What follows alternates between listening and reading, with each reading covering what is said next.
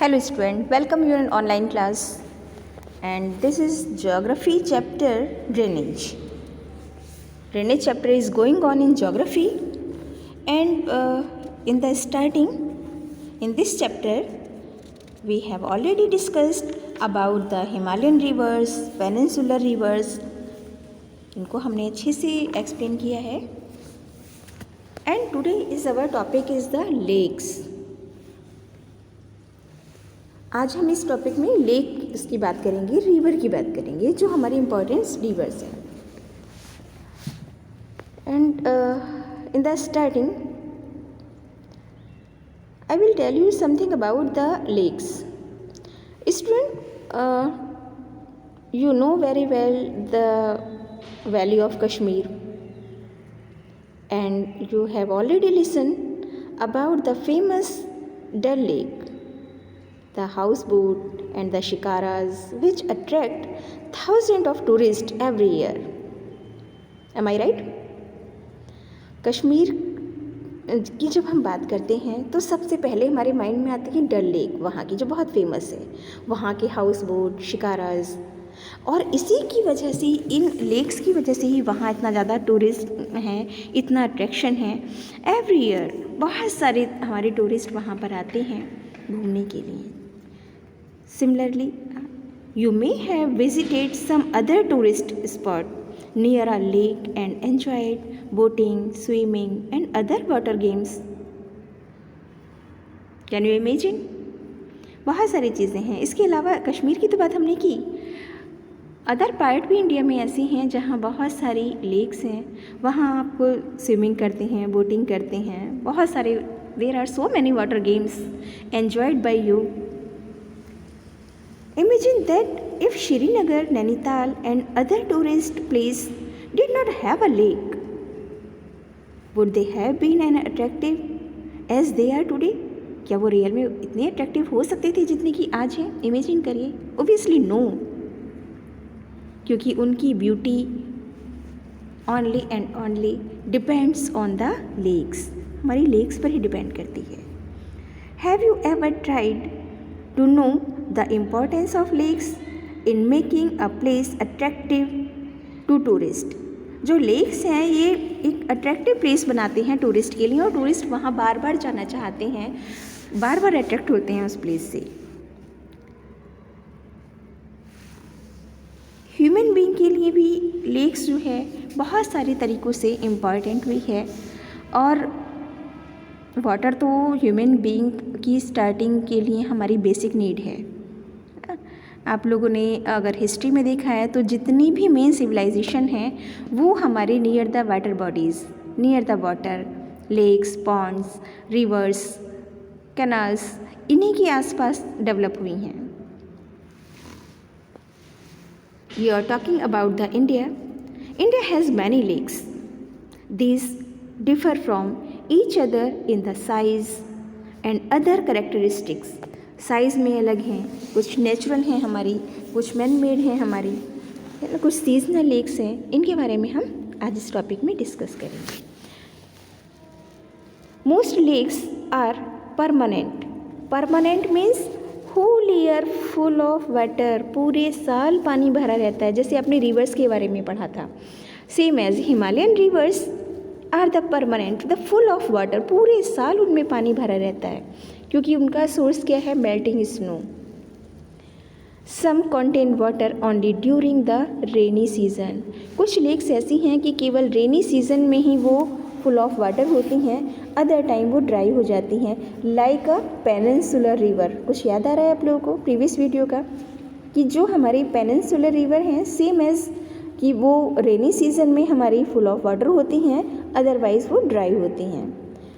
Like the lakes in the basins of inland drainage और semi arid regions. कुछ हमारी inland होती हैं लेक्स, हमारी कुछ सेमी एरिड रीजन में होती हैं. मीन्स सेमी एरिड रीजन जहाँ बारिश कम होती है, जहाँ रेनफॉल कम होती है.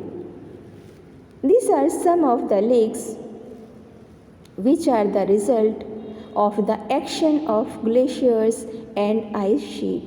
कुछ हमारी लेक्स जो बनी हैं तो वो हमारे ग्लेशियर के थ्रू बनी है, हमारी आइस शीट के टूटने से बनी है वो। While the other have been formed by wind, river action and human activities.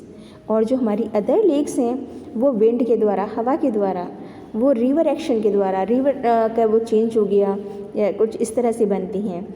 और कुछ हमारी ह्यूमन एक्टिविटीज़ के मीन्स कि हम ही उसको जनरेट करते हैं, हम ही उसे क्रिएट करते हैं। उन्हें आर्टिफिशियल लेक्स भी कह सकते हैं आप, ह्यूमन मेड भी लेक्स बोल सकते हैं।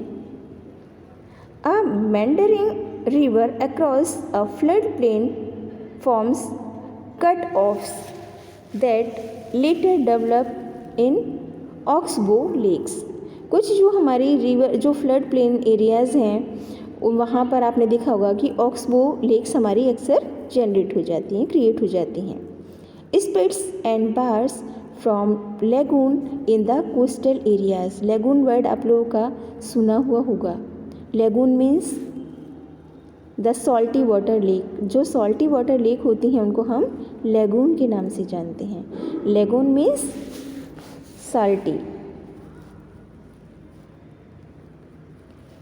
साल्टी वाटर लेक हो जाती हैं वो हमारी।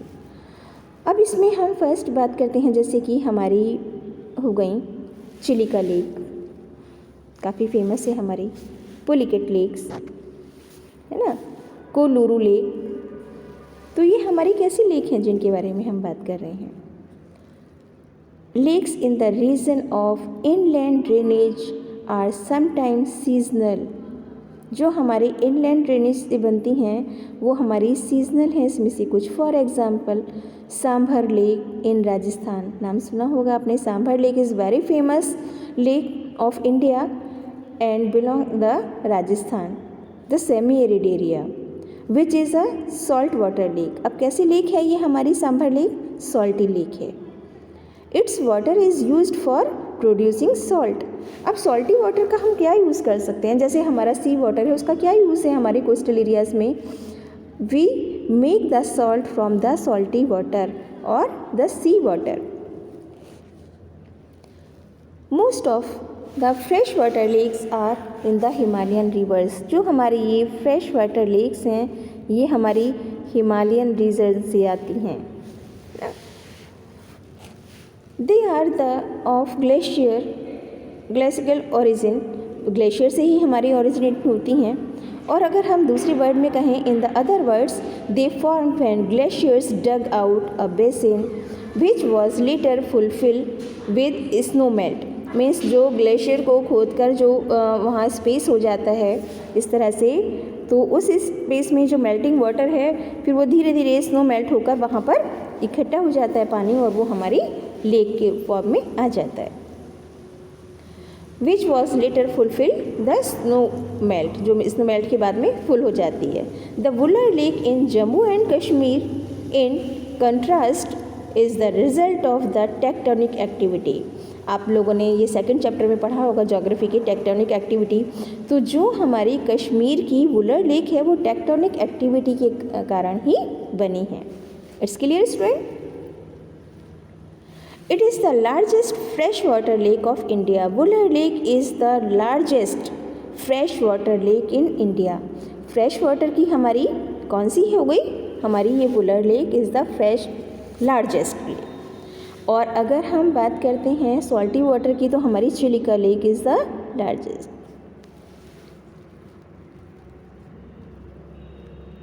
The Dal lake, Bhimtal, Nainital city का नेम भी है, नैनीताल लेक का नेम भी है, Loktal and Barapani are some other important fresh water lake.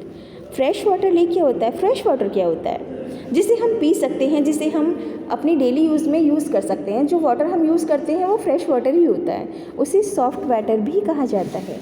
We can say the other word fresh waters, हमारा soft water and drinking water, जो हम यूज़ करते हैं अपनी ड्रिंक करने के लिए, डेली नीड के लिए, जो हम यूटिलाइज़ करते हैं उसको, मतलब वो सारा हमारा फ्रेश वाटर ही होता है। तो हमारी फ्रेश वाटर लेक कौन कौन सी हैं इंडिया की? Remind once again, the Dal lake, Bhimtal, Nainital, Loktal and Barapani.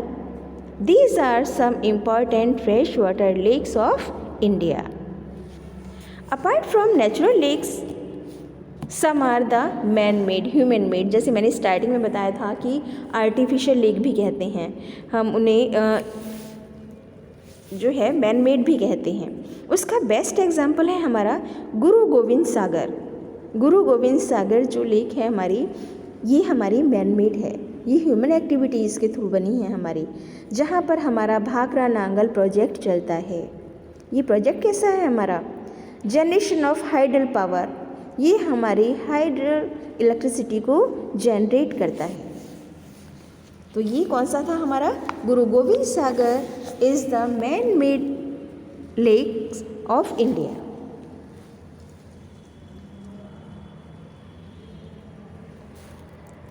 Lakes are of great value to human beings.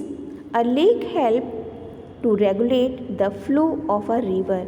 हमारी रिवर के फ्लो को भी रेगुलेट करते हैं. These are the importance of value of our lake. अब उनकी क्या वैल्यू है, क्या इंपॉर्टेंस है हमारी लाइफ में? देखने में अच्छे लगते हैं, टूरिस्ट प्लेस है, हम फ्रेश वाटर को यूज़ करते हैं, और जो हमारा सॉल्टी वाटर है उसे हम सॉल्ट बनाने के लिए काम में लाते हैं, जैसे कि मैंने भी बताया आप लोगों को. लेकिन और इसकी क्या क्या वैल्यू है हमारे लिए, है ना, जो हमारी रिवर के फ्लो को रेगुलेट करती हैं. ड्यूरिंग हैवी रेनफॉल, जब ज़्यादा रेनफॉल होती है तो वाटर हमारी लेक्स में चला जाता है. It prevent flooding and during the dry season. ये हमारे फ्लड को भी प्रिवेंट करती हैं, फ्लड को भी रोकती हैं. आप लोगों ने देखा होगा जहाँ रिवर नेटवर्क स्ट्रांग होता है, like Bihar, Orissa, Kerala, coastal areas में भी हमारे मोस्टली. हमारे यहाँ रेनी सीज़न स्टार्ट भी नहीं होता, मानसून स्टार्ट भी नहीं होता, और वहाँ पर क्या होता है, वहाँ फ्लड आनी शुरू हो जाती है. फ्लडी एरिया है वो हमारा. तो जो हमारी लेक्स हैं ये हमारे फ्लड को कंट्रोल करने का, प्रिवेंट करने का भी वर्क करती हैं. और ड्राई सीजन में ये हमारी हेल्प भी करती हैं to maintain an even flow of water. Maintain कैसे करती हैं कि उस समय जब वाटर रिक्वायरमेंट है वो हमारी इसी से फुलफिल होती है ना. Lakes can also be used for developing hydel power. अब जो हमारी लेक्स हैं उनका वाटर जो है वो हमारे हाइडल पावर को, हमारी इलेक्ट्रिसिटी को जनरेट करने का भी वर्क करती हैं. यानी कि जो काम हमारे, जैसे कि डैम होते हैं, डैम क्या होता है, रिवर पर ही डैम बनाए जाते हैं हमारे, है ना. और जो हमारी जो है लार्जेस्ट या बिग हमारी लेक्स होती हैं उन पर भी डैम बनाकर वहाँ हाइडल पावर स्टार्ट किया जाता है, वहाँ पर डेवलप किया जाता है. They moderate the climate of the surroundings. वो सराउंडिंग की, अपने आसपास की क्लाइमेट को भी मॉडरेट रखते हैं, मतलब कंट्रोल में रखते हैं. जहाँ आपने देखा होगा कि नियर द वाटर बॉडीज़ कितना भी टेम्परेचर हाई हो, कितना भी हमारा सफोकेटेड हो, लेकिन वहाँ जो है हमें थोड़ा सा रिलैक्स मिलता है, क्योंकि जो एयर होती है वो वहाँ विंड कूल हो जाती है ना. वाटर टच करके जो हमें विंड आती है हम तक, आप लोगों ने भी कभी फील किया होगा. कभी आप जैसे गंगा के किनारे गए हो या गंगा पर नहाने गए हो, आप लोगों ने देखा होगा कि जितना आप उससे डिस्टेंस पर रहेंगे आपको सर्दी कम लगेगी, है ना. गर्मियों के मौसम में अगर आप जाएंगे इन समर सीज़न तो वहाँ आपको थोड़ा सा रिलैक्स फील होगा, वहाँ आपको कूलनेस फील होगी नियर द वाटर बॉडीज़. तो वहाँ की क्लाइमेट को भी मेंटेन करती है. Maintain the aquatic ecosystem. हमारे aquatic ecosystem, aquatic means water, हमारे वाटर इकोसिस्टम को भी हमारी मेंटेन करती है. Enhance natural beauty. और हमारी नेचुरल ब्यूटी को तो इंक्रीज़ करती ही है ओबियसली हमारी लेक्स, है ना, इसलिए अट्रैक्ट होकर हम वहाँ पर जाते हैं. Help develop tourism and provide recreation. और बहुत सारे प्लेस ऐसे हैं, क्योंकि अलग अलग प्लेस पर अलग अलग ऑक्यूपेशन हैं. जैसे हमारे हिली एरियाज़ हैं, हमारे माउंटेन्स, उनकी ब्यूटी क्या है कि वहाँ लोग घूमने जाते हैं, वहाँ टेम्परेचर डाउन होता है. जो हमारे लेक्स एरियाज़ हैं तो वहाँ पर क्या है कि हम लेक्स की वजह से वहाँ अट्रैक्शन होता है, टूरिज़्म होता है, तो वहाँ ऑक्यूपेशन मेन यही हो गया उन लोगों का. तो अलग अलग प्लेस पर लोगों का ऑक्यूपेशन उसके हिसाब से होता है. जैसे कि जम्मू कश्मीर की बात करें हम, है ना, हमारे जम्मू और कश्मीर में क्या होता है, वहाँ tourism is the main occupation, वहाँ टूरिज़्म ही मेन है. अगर हम उत्तराखंड में चले जाएं हिली एरिया से उत्तराखंड हमारा, तो उत्तराखंड में क्या होता है कि वहाँ भी टूरिज़्म ही हमारा मेन ऑक्यूपेशन है, केवल प्लेन एरियाज़ का ही हमारे एग्रीकल्चर होता है। It's clear. ये हमारे ऑक्यूपेशन को भी डिसाइड करते हैं कि हम किस प्लेस पर रह रहे हैं और उस प्लेस पर हमारा ऑक्यूपेशन क्या होगा। अगर हम नियर द रिवर एरियाज़ हैं, प्लेन एरियाज़ में रह रहे हैं, ओबियसली हमारा ऑक्यूपेशन वहाँ पर एग्रीकल्चर होगा, है ना। हिली एरियाज़ में हैं हम, तो वहाँ टूरिज़्म होगा, जहाँ एग्रीकल्चर नहीं हो सकती मोस्टली, ठीक है ना। इसी तरह से हम अपने कोस्टल एरियाज़, हम दूसरा क्या आता है हमारा कोस्टल एरियाज़ में हमारी अदर एक्टिविटीज़ भी बहुत, जैसे फ़िशरिंग है, वहाँ बहुत सारे पर्सन जो हैं फ़िशरिंग में इन्वॉल्व हैं, मतलब वहाँ का मेन ऑक्यूपेशन फ़िशरिंग ही है एग्रीकल्चर के साथ साथ। Agriculture is not the main occupation in the coastal areas. Then student, please in the end of the videos you will go in the comment box and you will write your name and section. If you feel any problem, you can discuss with me. Thank you.